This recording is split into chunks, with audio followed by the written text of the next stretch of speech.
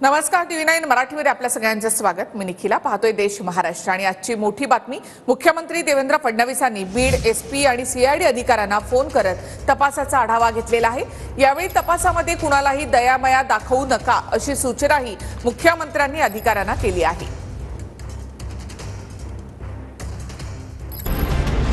संतोष देशमुख हत्या प्रकरणाचा मुख्यमंत्री देवेंद्र फडणवीसांकडून आढावा। बीड पोलीस अधीक्षक आणि CIDच्या अधिकाऱ्यांना फोन करून फडणवीसांनी माहिती घेतली। हत्या प्रकरणातील एकही आरोपी सुटता कामा नये, फडणवीसांचे निर्देश।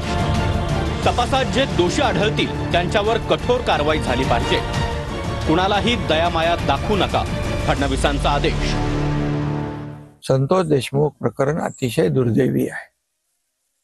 अतिशय निर्गुणपणे ती हत्या झालेली आहे आणि माणुसकीला काळीमा फासणारी घटना आहे। शासनाने पूर्णपणे ते गांभीर्याने प्रकरण घेतलंय। मुख्यमंत्री महोदयांनी स्वतः यामध्ये SIT लावली आहे, CID इन्क्वायरी करते आणि त्यामध्ये मोका लावलेला आहे। याच्यामध्ये जे आरोपी आहेत त्यांना अटक केलेली आहे आणि काही जे आरोपी आहेत एकही माणूस सुटणार नाही बिलकुल। आणि कोणाशी लागेबांधे असले तरी सुद्धा सरकार कुणालाही पाठीशी घालणार नाही।